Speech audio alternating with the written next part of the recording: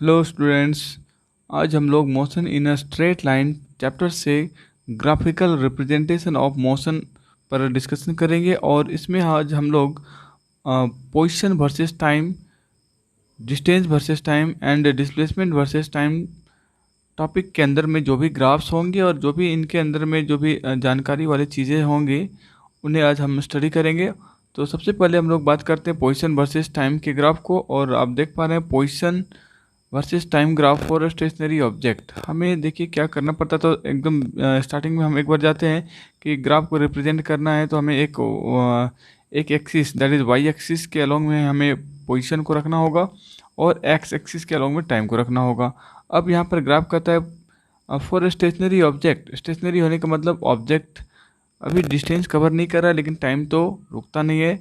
Observer को दिखाई पड़ रहा है कि टाइम पास हो रहा है जीरो से। अगर उसने एनालाइज करना शुरू किया किसी बॉडी को तो वह देख रहा है कि जो जिस बॉडी को देखा जा रहा है वह ऑब्जर्वर से एक्स नोड के पोजीशन पर है, कुछ दूरी पर है वह, और कंटिन्यूसली वह देख पा रहा है कि वह अपने पोजीशन को चेंज नहीं कर रहा है, वहीं के वहीं पड़ा हुआ है।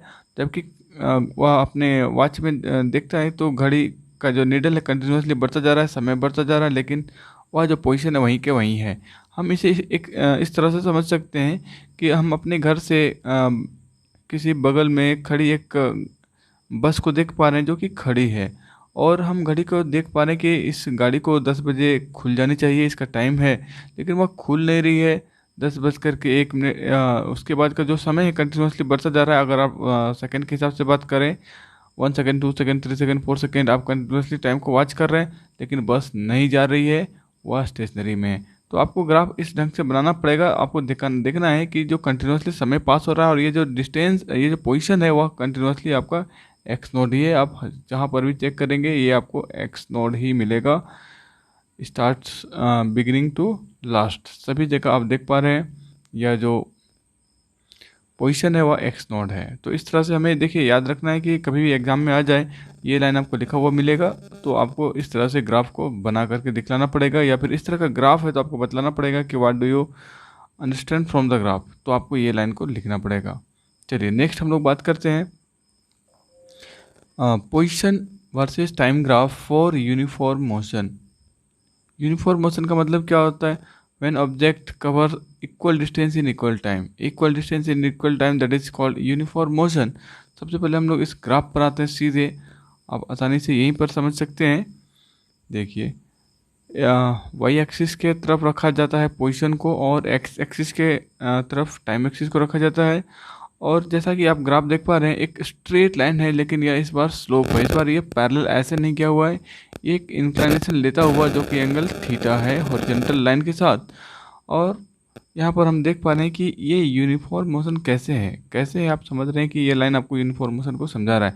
तो आप ऐसे देखिए, जैसे कि आप यहाँ पर देख पा रहे हैं ये जो समय है T1 टू T2, सपोज़ ये आपको 1 सेकेंड है, तो 1 सेकेंड में ये जो डिस्टेंस आप देख पा रहे हैं x2 माइनस x1, तो इसका जो पिछला, अगर आप कहें कि 0 से T1 और T1 से T2 ये समय आपका सेम है, तो आप देख पाएंगे कि ये जो डिस्टेंस है वही डिस्टेंस आपको यहाँ से भी मिलेगा अगर आप इसे इस तरह से ज्वाइन कर दे इस लाइन को। तो जैसा आप x2 माइनस x1 देख पा रहे हैं उसी तरह से आप देख पाएंगे कि ये वाला जो हाइट है दैट इज़ द डिस्टेंस, और ये जो x2 माइनस x1 ये भी आपका इक्वल होगा। कहने का मतलब है equal distance in equal time. ये टाइम उतना ही है जितना यहाँ पर है और ये डिस्टेंस भी उतना ही है जितना यहाँ पर है। तो हम यहाँ पर जैसा कि हमारा डेफिनेशन कहता है when object covers equal distance in equal time then the object is in uniform motion, तो हमारा ग्राफ उसके अकॉर्डिंग सही है। और ध्यान रखना है यूनिफॉर्म है, स्ट्रेट है, ये तो होना ही है। और इसके बाद देखिए एक चीज़ और आपके दिमाग में आ रहा होगा कि ये ग्राफ ये यहाँ से क्यों स्टार्ट है, ये यहाँ से ऐसे भी तो जा सकता था इस तरह से, तो ऐसा भी हो सकता है, नो प्रॉब्लम, ग्राफ इधर भी जा सकता है। और ओके, इसको आप यहाँ से ना करिए, कम से कम ओरिजिन से दिखलाइए, जीरो समय से ही वह उसने अगर डिस्टेंस कवर किया है तो उस तरह से। और अदरवाइज आप इसको एक एक्स नोट डिस्टेंस से दिखाइए। इसका मतलब ये होता है कि ऑब्जेक्ट पहले से, जैसे आप पिछले वाले टॉपिक के अकॉर्डिंग, कि जो बस थी आपके घर से एक्स नोट डिस्टेंस पर थी, जब आपने उसको देखा आपके घर से कंटिन्यूसली विजिबल है, कब तक, तो t2 समय तक विजिबल है, और उसका जो डिस्टेंस कवरेज है पर एक सेकेंड वह इक्वल रहता है। इक्वल डिस्टेंस इक्वल टाइम वो मेंटेन करता हुआ वह बस धीरे धीरे आगे की तरफ बढ़ रहा है, और उसका कॉरस्पॉन्डिंग डाटा के हिसाब से आप ग्राफ बना रहे हैं, तो आपको इस तरह का ग्राफ मिलेगा।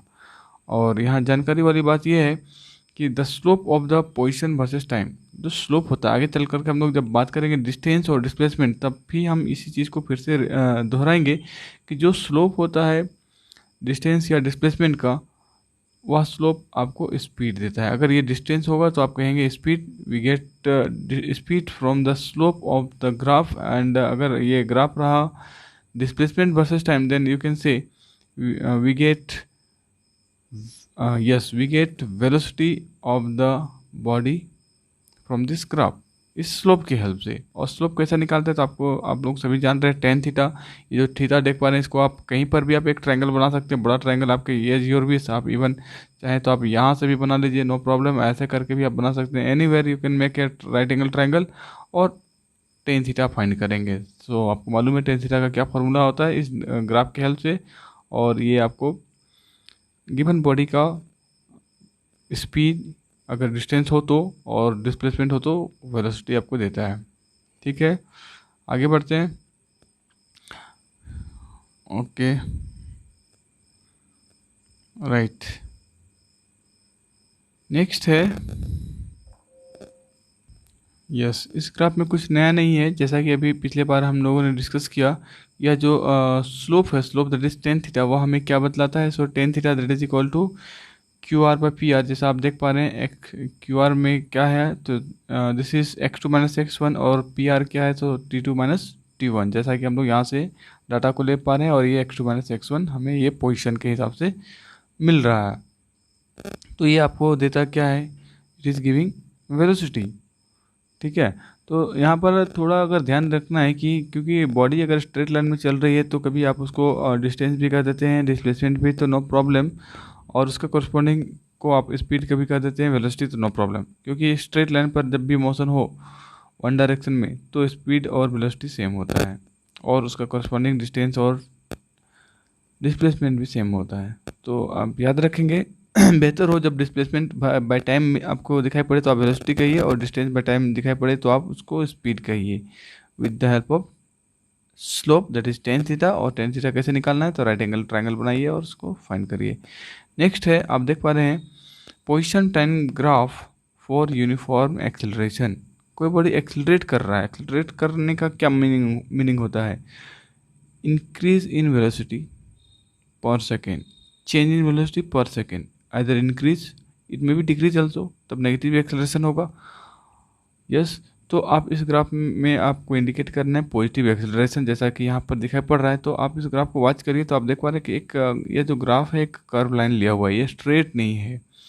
लेकिन आपको इस ग्राफ को स्टडी करना आना होगा, पोजीशन वर्सेस टाइम का है, ये एक्सेलरेट हो रहा है, ये आपको ग्राफ को देख करके कैसे समझ में आया। तो आपको क्या करना है, आप देख पा रहे हैं कि ये टेंजेंट लाइन इस तरह से ड्रॉ किया गया है, इस पॉइंट पर और इस पॉइंट पर। अगर आप इस पॉइंट पर एक राइट एंगल ट्रायंगल इस तरह से बना दें, और ये जो एक राइट एंगल है आप यहाँ पर देख पा रहे हैं, दोनों का स्लोप फाइंड करिए। जैसा कि मैंने बताया टेन थीटा, तो tan theta equal to d x by d t, और इसी तरह से यहाँ कॉरस्पॉन्डिंग आप फिर से एक एंगल लगा करके tan theta equal to d x by d t find करेंगे, तो आपको दिखाई पड़ेगा this is greater than this slope. कहने का मतलब यहाँ पर उसका जो वेलोसिटी है वह बढ़ गया है इसके कंपेयर में, मतलब चेंज इन वेलोसिटी है, फाइनल वेलोसिटी ज़्यादा होगा, मतलब एक्सेलरेशन पॉजिटिव है। तो आपको बताना है कि अगर आप इस तरह के ग्राफ को देख पा रहे हैं, देन यू हैव टू से position time graph for uniform acceleration. Okay, next is distance time graph. अब हम लोग डिस्टेंस टाइम ग्राफ को बात करेंगे, जैसा कि हम लोगों ने पोजीशन टाइम ग्राफ को स्टडी किया। आप देख पा रहे हैं, first of all for a body at rest, number A पर आपको बहुत आसान होगा, जैसा कि हमने पोजीशन के केस में हमने डिस्कशन किया, सेम उसी तरह का ग्राफ बनता है। And the nature of the graph is straight line and it is parallel to time axis, ये आपको याद रखना है। And the second one, it is showing क्या, तो अभी हमने देखा था पोजीशन वर्सेस टाइम के केसेस में, if nature of the graph is a straight line and it is having some slope, then the graph is showing the body is moving with uniform speed. Yes, okay, distance है तो you will say the body is moving with uniform speed, right? इसके बाद हम लोग देख पा रहे हैं दो ग्राफ को, एक में डिस्टेंस टाइम का जो स्लोप है वो इंक्रीज कर रहा है और एक में स्लोप डिक्रीज कर रहा है। तो आपको बताना है कि स्लोप इंक्रीज करने का मतलब आपको, जैसा कि अभी हमने बतलाया था कि आप एक टेंजेंट ड्रॉ करिए और इसका कॉरस्पॉन्डिंग ट्रायंगल बनाइए नीचे वाले पॉइंट पर कहीं पर, काफ़ी आप इसको नज़दीक इस तरह से करा लेंगे और उसका टेन थीटा फाइंड करिए स्लोप। और आपको मालूम है डिस्टेंस और डिस्टेंस टाइम के ग्राफ में जो स्लोप मिलता है वो आपको स्पीड देता है। और इसी वाले को आप यहाँ पर एक टेंजेंट ड्रॉ करिए और एक ट्रायंगल बना करके आप फिर से उसके स्लोप को फाइंड करिए। तो आप देख पाएंगे कि इस वाले पार्ट में आपको स्लोप का वैल्यू ज़्यादा मिलेगा इस वाले पार्ट के कंपेयर में। कहने का मतलब इस वाले पार्ट में स्पीड ज़्यादा है इसके कंपेयर में। और उसी तरह से अगर आप यहाँ देखेंगे तो आपको इस तरह से एक ट्रायंगल ड्रॉ करना पड़ेगा इसके इस वाले पार्ट में, सॉरी इस वाले लाइन से लेफ्ट वाले पार्ट में आपको एक ट्रायंगल ड्रॉ करना पड़ेगा। और एक अलग वाले पॉइंट पर बात करिए इस वाले पॉइंट पर, तो दोनों का आपको थीटा फाइंड करना पड़ेगा और वह थीटा आपको स्लोप देगा। तो जैसा आप देख पा रहे हैं इस वाले का थीटा फाइंड करिए, एंगल कहाँ रखेंगे तो इस वाले पार्ट पर आप थीटा लगाइए एंड दिस इज p/b, आप ये फाइंड करिए। और इस तरह से आप यहाँ भी चेक कर सकते हैं, यहाँ पर काफ़ी ज़्यादा स्टीफर होगा, चलिए ये पॉसिबल नहीं हो रहा है बनना, okay but you can analyse, okay no problem. इस वाले पार्ट में अगर आप बनाएंगे इस तरह का तो आपको दिखाई पड़ेगा this angle is this the slope is greater than this, so you can से speed of the object is decreasing. और आपको अब समझ में आ गया जब स्पीड इंक्रीज करता है और जब स्पीड डिक्रीज करता है तो हम उसको क्या कहते हैं, मोशन इन स्ट्रेट लाइन है। आप कहेंगे this is the case of acceleration and this is the case of D acceleration. ये रिटार्ड हो रहा है, इसका स्पीड घट रहा है और इसका स्पीड बढ़ रहा है। So you can also say speeding up और ये यहाँ आप कहेंगे स्पीड इज डिक्रीजिंग, ठीक है। नेक्स्ट वाले ग्राफ में हम लोग बात करेंगे डिस्प्लेसमेंट वर्सेस टाइम। तो जैसा कि हमने पोजीशन के केस में ही देख लिया था कि अगर कोई बॉडी एक ही पोजीशन पर रुका हुआ है, आगे नहीं बढ़ रहा है, स्टेशनरी मोड में है, तो उनका जो डिस्प्लेसमेंट होता है कंटिन्यूसली वही होगा जो स्टार्टिंग में होगा और कंटिन्यूसली या स्ट्रेट लाइन जाएगा। टाइम तो पास होना ही है, नेचर आप याद रखेंगे, the nature will be straight line and parallel to time axis. Next आप जैसा देख पा रहे हैं यहाँ पर ये क्या है, तो this is yes, this graph is indicating uniform, okay right, uniform velocity. This graph is indicating uniform velocity of the object। जैसा कि पिछले वाले में हम लोगों ने यूनिफॉर्म स्पीड देखा, आप देख पा रहे हैं ये जो स्लोप है आप कहीं पर भी चेक करेंगे तो इन 1 सेकेंड जो इसका डिस्प्लेसमेंट कवरेज हो रहा है, अगला 1 सेकेंड में भी वही डिस्टेंस कवरेज है, अगले 1 सेकेंड में फिर वही डिस्टेंस कवरेज है, अगले 1 सेकेंड में फिर वही डिस्टेंस कवरेज है, जिससे आपको ग्राफ का जो नेचर है वो स्ट्रेट मिलता है। उसके पास एक स्लोप है और यह स्लोप आपको क्या देगा, डिस्प्लेसमेंट है, तो डिस्प्लेसमेंट के हिसाब से आपको वेलोसिटी मिलेगा इसके स्लोप से। और अगर आपका स्लोप इस तरह से हो इंक्रीजिंग, जैसा कि अभी मैंने आपको बताया कि किसी दो पॉइंट पर आप राइट एंगल ट्रायंगल बनाइए और इस वाले पार्ट में अगर आप बनाएंगे तो आपको दिखाई पड़ेगा कि ये वाले का जो स्लोप है इसके कंपेयर में कम होगा, इस वाले में कम होगा और यहाँ पर ज़्यादा स्लोप हो जाएगा, यहाँ पर वेलोसिटी ज़्यादा है और यहाँ पर कम है। It's mean object is accelerating, okay. And yes, one more, इस ग्राफ में साथ साथ हम लोग और एक बात को समझ लेंगे कि यहाँ पर अगर क्योंकि ये ग्राफ डिस्टेंस वर्सेस टाइम का है, अब अभी जैसा कि मैंने आपको बतलाया कि यह जो वेलोसिटी है वह यूनिफॉर्म है, जिसे हम लोग कांस्टेंट वेलोसिटी भी कह सकते हैं। लेकिन आपको अगर आपको इसी ग्राफ से पूछा जाए कि एक्सेलरेशन के बारे में आप क्या कहना चाहेंगे, तो एक्सेलरेशन यहाँ पर 0 होगा क्योंकि जो वेलोसिटी है वह कांस्टेंट है, यूनिफॉर्म है, हमेशा हर टाइम वह सेम होता है। अगर वह 20 मीटर पर सेकंड से जा रहा है तो अब भी 20 मीटर पर सेकंड, 20 मीटर पर सेकंड। मैं किसकी बात कर रहा हूँ? वेलोसिटी की। वेलोसिटी बढ़ ही नहीं रहा है। v और u सेम है तो क्या होगा? जीरो। तो आपको बताना है कि अगर आपको क्वेश्चन में ऐसा पूछा जाए कि आप इस ग्राफ को देख पा रहे हैं तो इसके वेलोसिटी और एक्सेलरेशन के बारे में बताइए, तो आप बताएंगे वेलोसिटी इज यूनिफॉर्म, और यू कैन से velocity is constant and acceleration is zero. Zero acceleration, इसके वेलोसिटी में कोई चेंज नहीं हो रहा है। और इस वाले ग्राफ में जैसा कि आप देख पा रहे हैं इसका वेलोसिटी बढ़ता जा रहा है क्योंकि स्लोप बढ़ता जा रहा है, और स्लोप इसके वेलोसिटी को इंडिकेट करता है। और आप कहेंगे कि फाइनल वेलोसिटी इनिशियल के कंपेयर में ज़्यादा है, so it is accelerating positively. चलिए लास्ट, इसके बाद हम लोग डिस्कस करने वाले हैं। Okay, so now we can see there is a graph where the nature of the graph having decreasing slope। आप स्लोप को कैसे दिखाएंगे? तो इस वाले पार्ट में, इधर वाले पार्ट में एक ट्रायंगल आप बनाइए और आप देख पाएंगे कि जो स्लोप है वह इस वाले के पार्ट के कंपेयर में डिक्रीज करेगा। तो आपको समझ में आ जा रहा होगा कि इस जो वेलोसिटी इस वाले पार्ट में होगा वह वेलोसिटी इस वाले पार्ट में नहीं है, ये थोड़ा कम है। तो आप कहेंगे कि इस वाले पार्ट में वेलोसिटी इस वाले पार्ट के कंपेयर में कम होगा, और वेलोसिटी डिक्रीज होने का मतलब है नेगेटिव एक्सेलरेशन और वी कैन से रिटार्डेशन। चलिए आगे बढ़ते हैं। लास्ट जो होगा आज का हमारा, और यह है डिस्प्लेसमेंट वर्सेस टाइम। आप देख पा रहे हैं जो हमारा ग्राफ है स्ट्रेट लाइन है और स्लोप जो है वह डिक्रीजिंग है और यूनिफॉर्म डिक्रीजिंग भी है। कैसे? तो आप कहीं पर भी आप अगर इसके स्लोप को फाइंड करना चाहें तो आप फाइंड कर सकते हैं। तो आपको मिलेगा the slope is same everywhere. कहने का मतलब है जो बॉडी का जो वेलोसिटी है इस ग्राफ से वह सेम है, लेकिन आपको ध्यान रखना है कि ये जो वेलोसिटी है पॉजिटिव है या नेगेटिव है। तो आपको ध्यान रखना है कि ये जो वेलोसिटी कंटिन्यूसली डिक्रीज कर रहा है।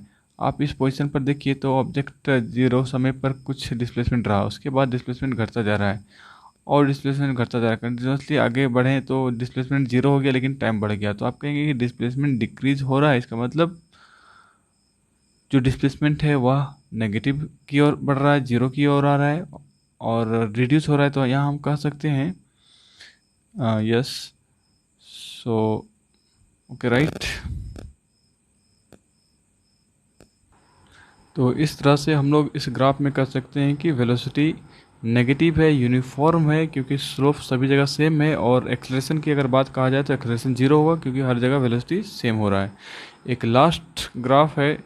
इस ग्राफ का एक बेहतर एग्जांपल है कि कोई एक पर्सन है जो किसी दूसरे पर्सन को ऑब्जर्व कर रहा है, और क्या है कि वह बॉडी किसी एक डिस्प्लेसमेंट पर है। सपोज यह डिस्प्लेसमेंट कुछ भी यूनिट हो सकता है और वह ऑब्जर्वर की तरफ धीरे धीरे बढ़ रहा है, ऑब्जर्वर की तरफ धीरे धीरे बढ़ रहा है। सपोज ऑब्जर्वर का जो फेस है वह नॉर्थ के डायरेक्शन में है, वह इस बॉडी को देख रहा है, ऑब्जर्व कर रहा है और वह धीरे धीरे ऑब्जर्वर की तरफ आ रहा है और ऑब्जर्वर उसका कॉरस्पॉन्डिंग ग्राफ को ड्रॉ कर रहा है। तो वह देख पा रहा है कि समय जिस चीज़ से बीतता जा रहा है वह ऑब्जर्वर के नज़दीक पहुंचता जा रहा है। एक समय ऐसा आता है दैट टाइम इज टी, वह ऑब्जर्वर के पास पहुंच गया है। अब उसके बाद क्या होता है, डिस्प्लेसमेंट एक वेक्टर है तो हमें इसके डायरेक्शन को ध्यान में रखना है। अब कंटिन्यूसली क्या है कि ऑब्जर्वर का फेस इधर है, अब वह ऑब्जर्वर के पीछे वाले डायरेक्शन में स्ट्रेट जहाँ से चला था ऊपर से वह नीचे की तरफ कंटिन्यूसली बढ़ रहा है, लेकिन टाइम भी तो इंक्रीज कर रहा है। तो जो ग्राफ होगा वह इस तरह से स्लैंटेड होगा। आपको समझ में आना चाहिए कि जो बॉडी है नॉर्थ डायरेक्शन से होता हुआ ऑब्जर्वर के पास पहुंचा और टाइम साथ साथ बढ़ा है तो ग्राफ इस तरह से बढ़ गया। अब वह ऑब्जर्वर के पीछे चल रहा है, ऑब्जर्वर का जो ये जो डायरेक्शन है सारा पॉजिटिव था, उसके पीछे वाला डायरेक्शन क्या होगा, नेगेटिव। तो फिलहाल हम देख पा रहे हैं स्टार्टिंग से ही, क्योंकि इसका डिस्प्लेसमेंट घटता जा रहा है, ये हमारा नेगेटिव वेलोसिटी का केस है। और ये जो ग्राफ है इसको आपको समझना है कि यहाँ इवेंट क्या हो रहा है, कोई बॉडी ऑब्जर्वर के पास पहुँच रहा है और उसके बाद ऑब्जर्वर के पीछे कंटिन्यूसली यूनिफॉर्म मोशन को फॉलो करता हुआ आगे बढ़ रहा है।